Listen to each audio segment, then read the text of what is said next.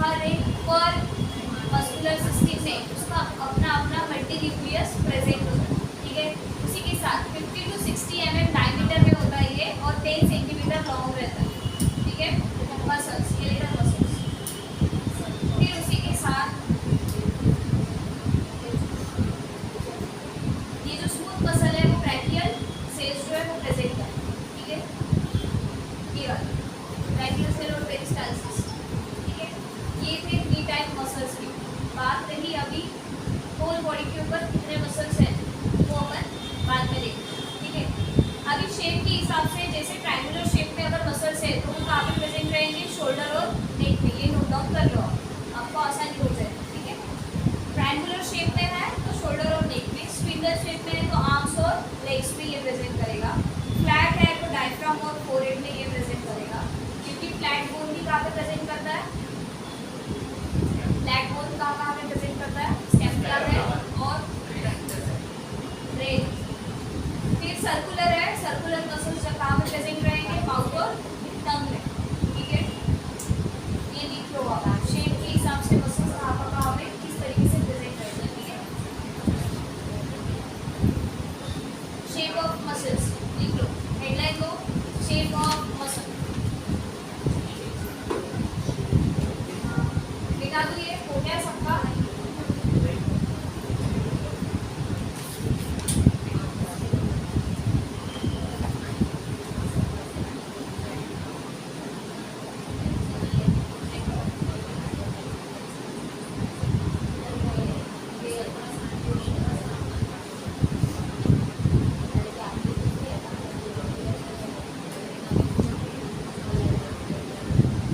Muscles का chart ठीक है यहाँ पे,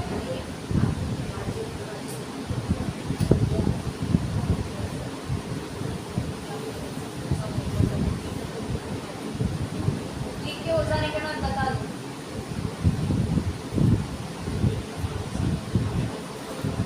आपने डाल दी है हेडलाइन को शेप ऑफ मसल्स की।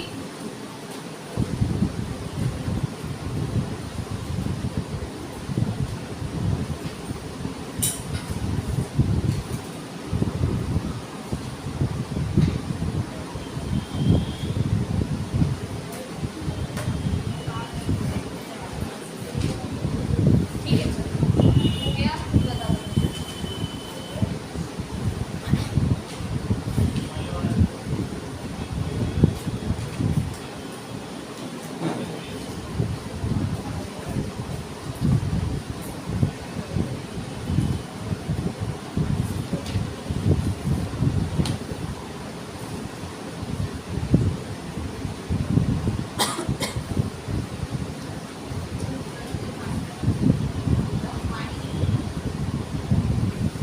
हो गया लिख के। चलो शेप ऑफ मसल्स में लिखो, फर्स्ट है ट्रायंगुलर, फर्स्ट है ट्रायंगुलर जो प्रेजेंट करेगा शोल्डर और नेक।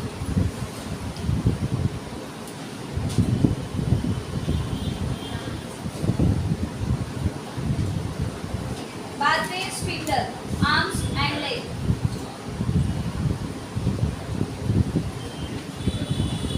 फिर है flat bone, sorry flat muscles जिसमें आएंगे डायफ्राम और फोरहेड, डायफ्राम और फोरहेड, फ्लैट मसल्स डायफ्राम और फोरहेड। सर्कुलर मसल्स है माउथ एंड टंग। उसके बाद मसल्स के नेम लिखना है, ठीक है। नीचे से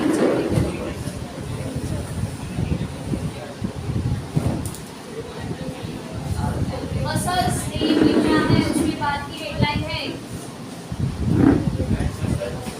नेम। जो मेन है आपको इंटर्नशिप के हिसाब से जो ध्यान में रखना है वो मसल्स के नेम, ठीक है। कल अपन ने जो लिखे वो लिख लिए, ठीक है।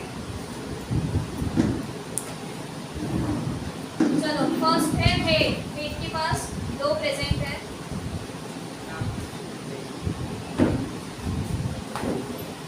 लिखा क्या आपने हेड, डैश करके आगे लिखो टेम्पोरलीज है और मैजिटर है।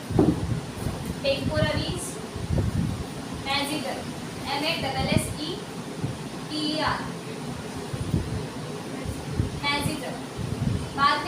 facial, frontal belly,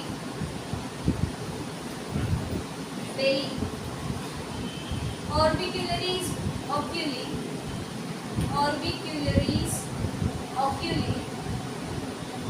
zygomaticus,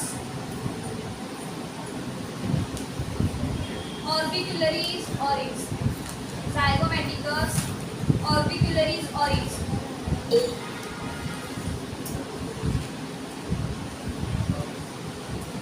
जो फर्स्ट है फ्रंटल बेली, ये यहाँ पे प्रेजेंट होता है फोरहेड के पास, ठीक है। फिर जो ऑरिकुलर ऑक्यूली है, तो ये आईज के सराउंडिंग में प्रेजेंट रहेगा, और जो ज़ाइगोमैटिक्स है तो वो यहाँ पे प्रेजेंट रहेगा चिप के पास, और देन ऑरिकुलरीज ऑरिज जो है वो यहाँ पे प्रेजेंट, ठीक है। अभी उसके बाद देखो शोल्डर,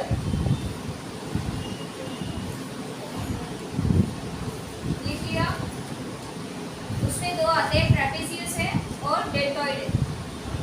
ट्रैपेजियस, डेल्टॉइड।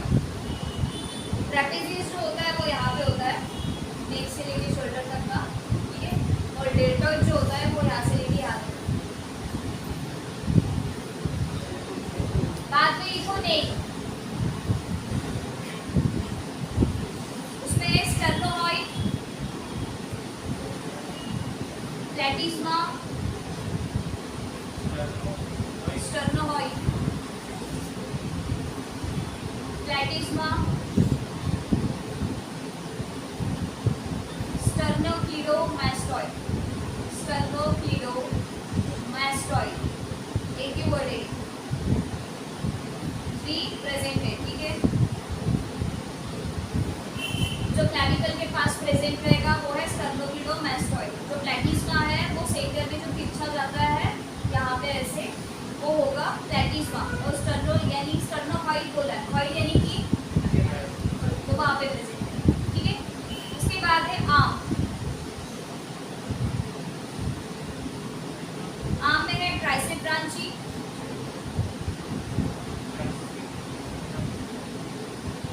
बाइसेप ब्रांची और ब्रांचिलीज, tricep ब्रांची, ब्रांचिलीज,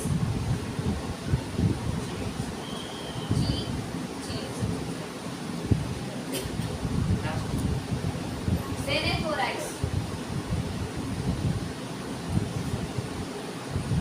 pectoralis minor, pectoralis major, serratus anterior and intercostal, serratus anterior and intercostal, anterior और intercostal। देन है फोरा, ये बाइसेप ट्राइसेप तो आपको पता होगा जिम जाने वाले लोग, ठीक है। रही बात ब्रांचिलीज की, तो यहाँ पे आता है जहाँ पे अपन सेफेलिक वेन प्रेजेंट होती है वहाँ। फोर आर्म्स की लिखो अभी, pronator terrace,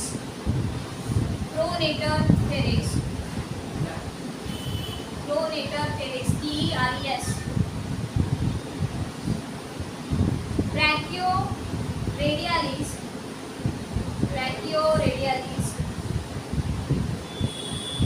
flexor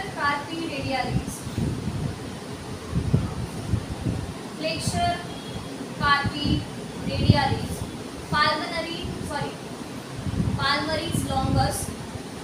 palmaris longus, radialis बोला है, देखो ब्रैकिया और फ्लेक्सर कार्पी रेडियालिस बोला है, मतलब कौन से डायरेक्शन में होगा, रेडियल कहाँ पे है, कौन से वाले डायरेक्शन में, हम वाले डायरेक्शन में, तो दोनों कहाँ पे रहेंगे, वहीं पे प्रेजेंट रहेंगे, ठीक है। रही बात palmaris longus यानी कि पाल्म के पास, हम का ये वाला जो हिस्सा है यहाँ पे प्रेजेंट है, ठीक है। फिर लिखो एब्डोमेन,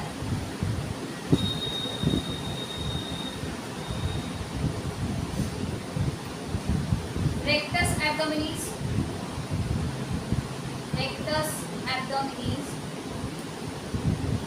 internal oblique,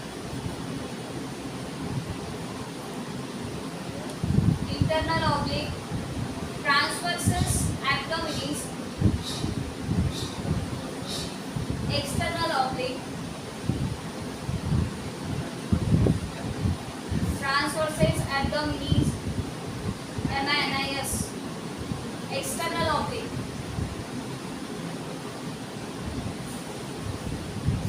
बाद में लिखो pelvis, either high, both है, pelvis और thigh,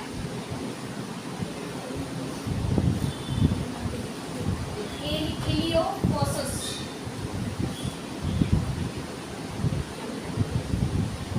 इलियोफोसस P साइलेंट में SOAS लास्ट में, बाद में है पेक्टिनियस, ये जहाँ पे प्रेजेंट है वहाँ से ब्लड कलेक्शन आप लेते हो, ठीक है। ये दो मसल्स जो है जहाँ से आप लास्ट जो आईसीयू वाले पेशेंट होते हैं 90 डिग्री में आपको क्या करना पड़ता है, वहीं से आपको ब्लड कलेक्शन लेना पड़ता है, तो वहीं पे ये वो जो मसल्स है वो प्रेजेंट है, ठीक है। फिर लिखो थाई, ब्रैकेट में लिखो इसके आगे फ्रंट, एंटीरियर साइड अलग है थाइस का, पोस्टीरियर साइड में अलग है। रेक्टस फीमोरिस,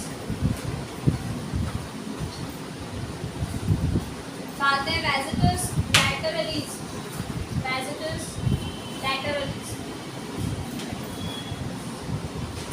और वेजिटस medialis, VS VUS medialis. Rectus femoris बोला है तो वहाँ पे प्रेजेंट होगा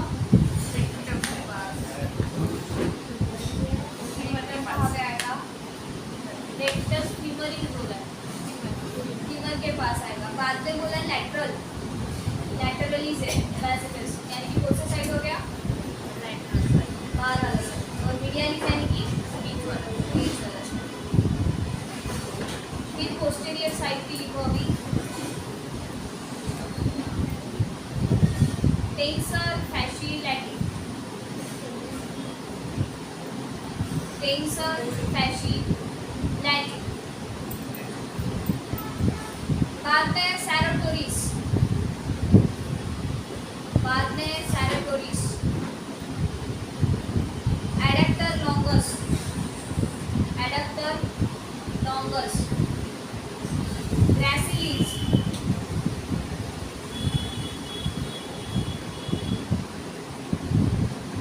बाद में लिखो लेग, नी के बिलो, लेग, ह्यूमन वाला लेग। फिबुलरिस लॉन्गस, उसमें fibularis longus, extensor digitorum longus, extensor digitorum longus. एक है सोलियस,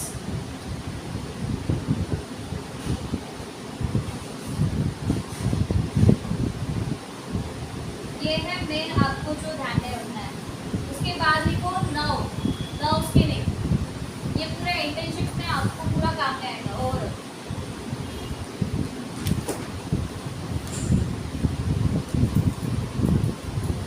ठीक है, अभी उसमें फेस लिखो फर्स्ट, नर्व्स के नेम में सबसे फर्स्ट है फेस,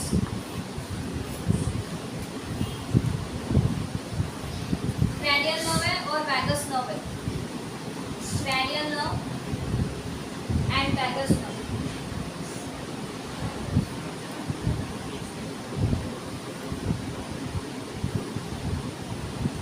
बाद में देखो हैंड के,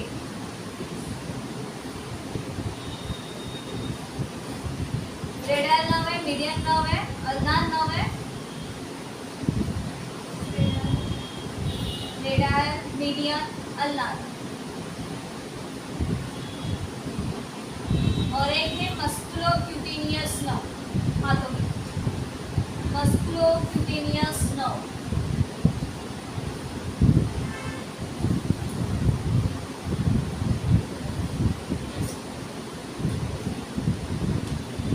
अभी रिब्स के पास लिखो intercostal nerve intercostal, subcostal, iliohypogastric nerve, iliohypogastric nerve, ilioinguinal nerve, ilioinguinal nerve, lateral cutaneous of thigh,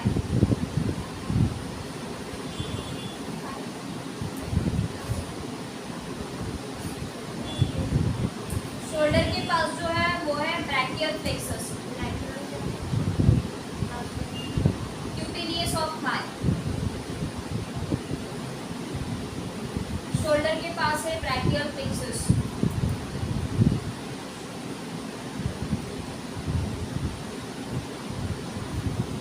lower back लिखो भी, lumbar plexus,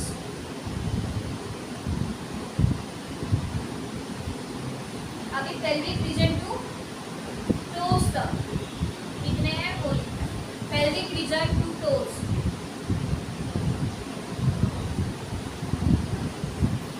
pelvic region to toes, femoral nerve है, obturator nerve है, sacral plexus है, sciatica nerve है, femoral, obturator, sciatica, sacral plexus, tibial nerve, peroneal nerve, और ankle के पास आता है sural nerve, sural SURAL, sural nerve, femoral nerve thighs के पास, और saphenous nerve, femoral saphenous,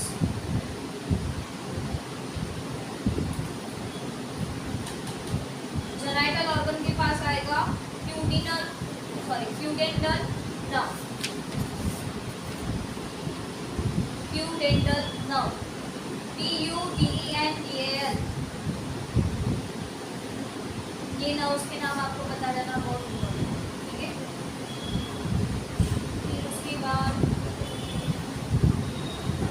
bones के नेम्स आपको याद है ना, लिखने की जरूरत है ना, ये इंटर्नशिप के लिए आपको नॉलेज रखना है। कल मैंने बताया था एनाटॉमी फिजियोलॉजी से रिलेटेड नर्व्स है, ब्लड वेसल्स है, जो भी है, वेन्स है और कैपिलरीज है और आर्टरीज है। वेन, आर्टरी, नर्व, ये पता रहना आपको कंपल्सरी है। मसल्स के नाम, बोन्स के नाम, ठीक है, ऑर्गन्स के नेम सारे, उसकी विथ लोकेशन, उसकी लोकेशन कहाँ पे है और उसका रोल क्या है, बेसिक ये आपको पता रहना बहुत इंपॉर्टेंट है। और जनरली जो मैंने बताया बोन्स के नेम, मसल्स के नेम, वेन, आर्टरी और नर्व्स, या आपको जब आप कैथलैब वाले हो, ओपी वाले हो, आप जब सर्जरी करते हो तो आपको पता रहना चाहिए कि उसकी लोकेशन कहाँ पे है, नर्व्स की, आर्टरी की और वेन। आर्टरी और वेन में से एक भी कट हुई तो उसका सप्लाई सीधा किसके साथ है, हार्ट के साथ है। इसीलिए वो कट गई तो समझ जाओ उस ऑर्गन को, ऑर्गन या तो फेल होगा या तो रिस्क रहेगी आगे वाले पर्सन, ठीक है, समझ गए। अभी वीडियोस देख लेते हैं। इसकी जितने भी वेन्स, आर्टरी और नर्व्स की मैं कलर पीडीएफ आपको भेजूंगी।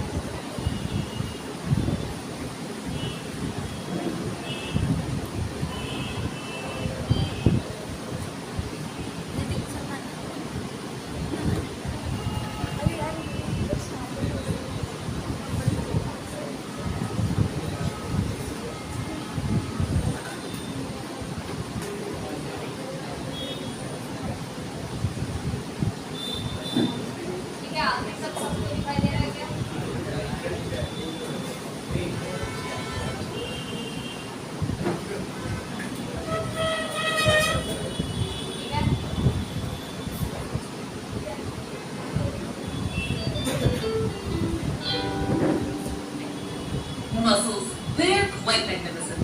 The muscular system consists of muscles, and often when we think of muscles, we think about certain ones that you can identify right under the skin, like biceps or triceps. But muscles are so much more than that. This video is not going to focus on the names of all kinds of different muscles, but more about muscle tissue and how muscle contraction works, the actin-myosin cycle. First, let's talk about muscle tissue. Muscle tissue is made up of muscle fibers. These fibers are the muscle cells, and they have structure that aids in their function. There are 3 types of muscle tissue we'll discuss. Cardiac muscle tissue. Like its name suggests, it's in the heart. The muscle fibers are branched and striated or straight. Each fiber has a nucleus.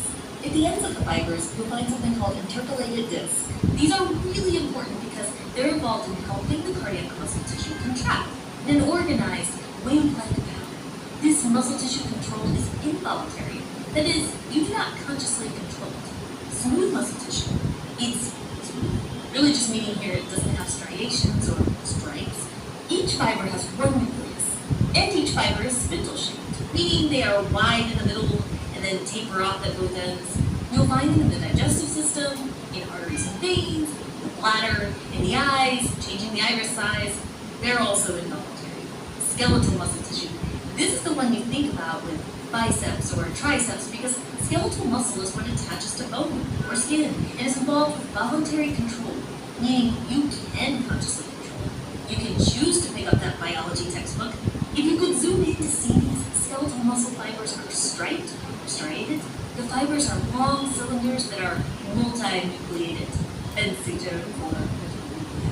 all muscle tissue has some characteristics to mention.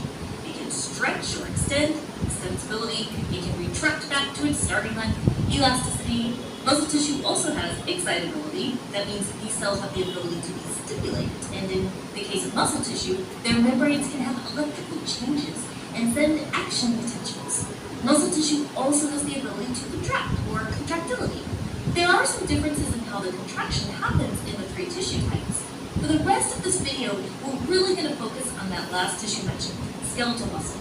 Let's look a little bit about how they're named, how they're arranged, and how they contract. Many skeletal muscles are named by their location or their shape. Many have Latin or Greek root words in them, so checking out a root word definition list can be really helpful.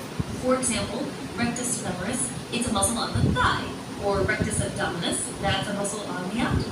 The Greek letter delta looks like a triangle, which is a fitting name for deltoids, a triangular-shaped muscle. There are some beautiful diagrams of skeletal muscles where you can explore the many muscle names and locations.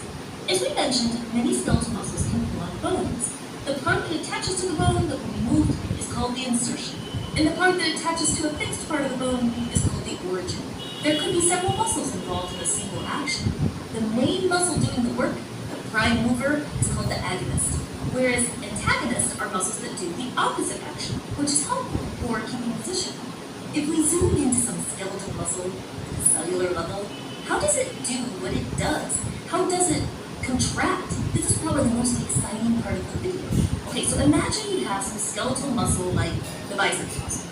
That muscle is made up of many muscle fibers, which remember, are muscle cells. By the way, some of these cells are big. Of course, generally cells are microscopic, but these muscle cells can have lengths up to 30 centimeters long. Anyway, inside a muscle fiber are multiple myofibrils, which are long cylinders. Each myofibril has sections repeat called sarcomeres. And it's the arrangement of these sarcomeres that contribute to the skeletal muscle's striated look. There's a lot to a sarcomere, and that's where we're going to focus. So the sarcomere has a protein known as actin. Actin makes up what is known as thin filaments. The sarcomere also has a protein called myosin. Myosin makes up thick filaments. To try to remember which one is which, I try to remember that the word thin is almost in the word actin, minus the H though. Close enough to help me remember. Anyways, both of these are essential in causing muscle contraction. Enter the sliding filament model of muscle contraction. Now, as we often tell you, we're going to do a simplified version. When you're ready for more to explore, check out our video description. Okay, so we have actin, thin filaments. We have myosin, thick filaments. We have these Z lines here where a sarcomere ends, and these Z lines are where the thin filaments attach. The thick filaments are held by accessory proteins in this area called the M line. The big, super important concept here is this. The sarcomere must shorten for muscles to contract. But themselves. Do not shorten. So the way that's going to happen is that we're going to slide past each other. And they do. When the sarcomere contracts, the thin filaments will be pulled by the thick filaments towards the center. There is overlap of the thin and thick filaments.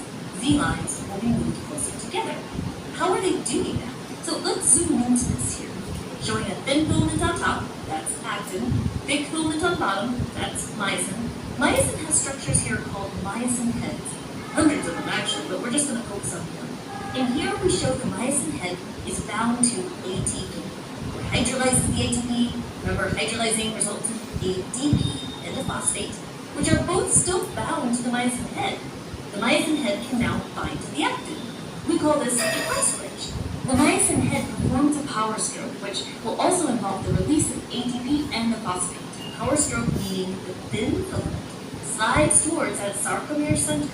A new ATP molecule binds the myosin head, and that is what lets the myosin head detach. Without ATP, the myosin head would not detach.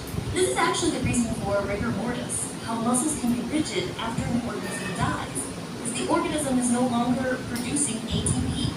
ATP is needed for the myosin to separate from the actin.